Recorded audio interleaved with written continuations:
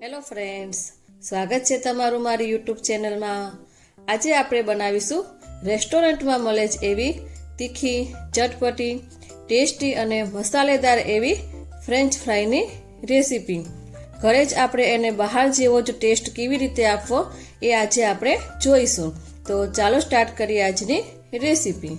Finger chips બનાવવા માટે આપણે અહીંયા આગળ બટેકા લેવાના છે અને બટેકા તમારે આ રીતે મોટી સાઈઝના હોય એવા પસંદ કરવાના છે। હવે આપણે બટેકાની છાલ ઉતારી લઈશું। બટેકાની ધોઈ વોશ કરી બરાબર રીતે અને પછી આપણે તેની છાલ ઉતારી લેવાની છે।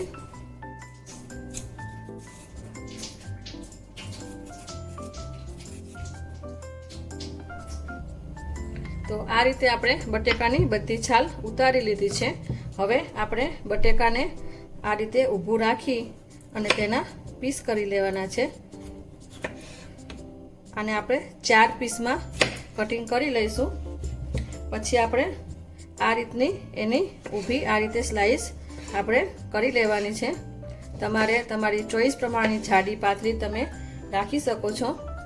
તો આ રીતની આપણે તેને સ્લાઈસ કરી અને એક બાઉલમાં પાણી રાખી અને તેની અંદર સીધી આપણે નાખતા જઈશું, જેથી બટેકા આપણા કાળા ન પડી જાય।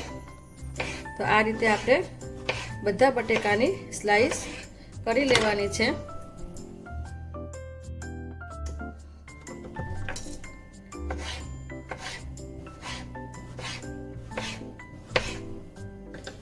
આ રીતની મીડિયમ એની થિકનેસ આપણે રાખવાની છે।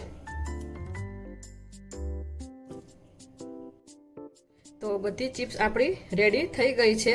હવે આને આપણે 2 થી 3 પાણીથી બરાબર વોશ કરી લેવાનું છે, જેથી તેની અંદરનો જે સ્ટાર્ચનો ભાગ હોય એ બધો નીકળી જાય અને બટેટા એકદમ ચોખ્ખા થઈ જાય।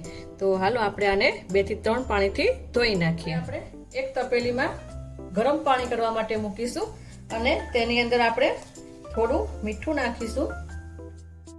આપણે જે બટેટાની ચિપ્સ કરીને રાખી હતી તેને આપણે થોડી બાફી લેવાની છે। એટલે પાણી ગરમ થાય એટલે આપણે જે બટેટાની ચિપ્સ કરીને રાખી છે તે આ પાણીની અંદર આપણે ઉમેરી દઈશું। પાણી આપણું ગરમ થઈ ગયું છે। હવે તેની અંદર આપણે ધોયેલી ચિપ્સ તેની અંદર ઉમેરી દઈશું અને આ ચિપ્સને આપણે 80% જેટલી જ આની અંદર કૂક કરવાની છે। વધારે પડતી બફાઈ ન જાય એનું તમારે ખાસ ધ્યાન રાખવાનું છે। તો થોડી ઘણી બફાઈ જાય એટલે પછી આપણે વચ્ચે ચેક કરીશું।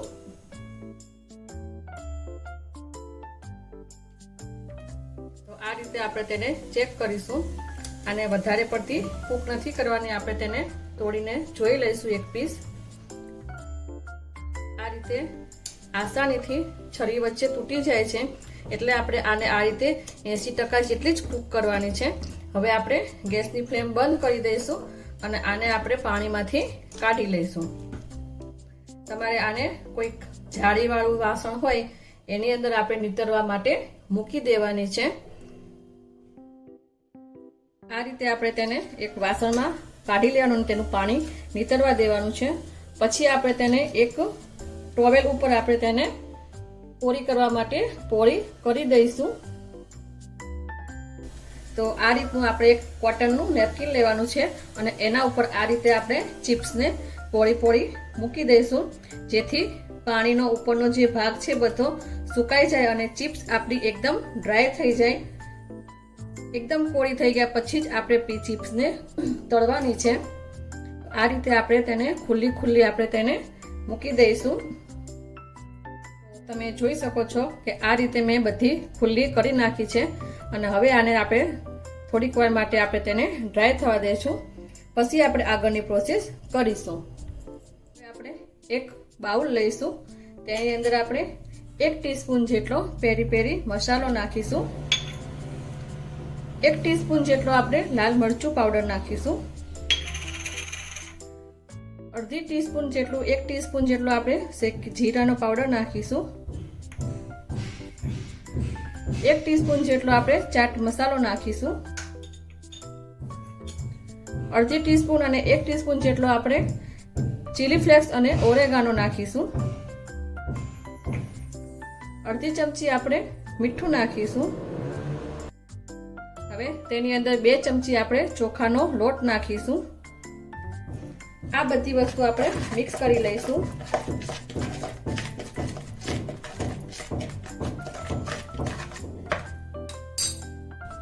હવે આ મસાલાની અંદર આપણે જે ચિપ્સ કોરી કરીને રાખી હતી એ ચિપ્સ આપણે તેની અંદર ઉમેરી દઈશું.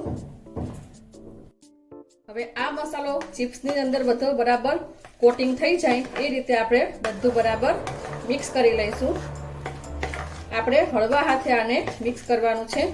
આપણી ચિપ્સ છે એ ભાંગી ન જાય એ વાતનું આપણે ખાસ ધ્યાન રાખવાનું છે. આ રીતે આપણે તેને બધી આપણે કોટિંગ કરી લઈશું.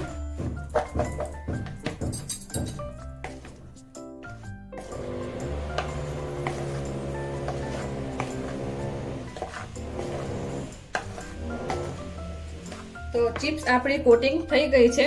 હવે આપણે તેલ ગરમ કરવા માટે મૂકી દઈશું અને આપણે તેની અંદર આને ફ્રાય કરી લઈશું. હવે એક કઢાઈમાં આપણે તેલ ગરમ કરવા માટે મૂકી દીધું છે. તેલ ગરમ થઈ જાય એટલે આપણે તેની અંદર ચિપ્સ નાખી દઈશું અને ચિપ્સને આપણે ફ્રાય કરી લઈશું.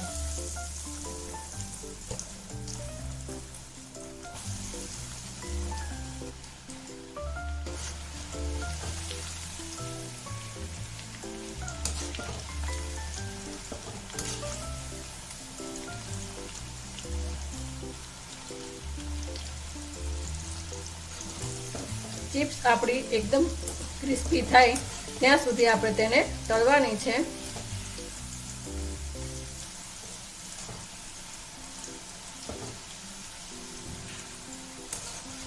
તો ચિપ્સ આપણી કડક થઈ ગઈ છે, ક્રિસ્પી થઈ ગઈ છે. હવે આપણે તેને તેલમાંથી કાઢી લઈશું અને સાઈડમાં આપણે ડીશની અંદર મૂકી દઈશું.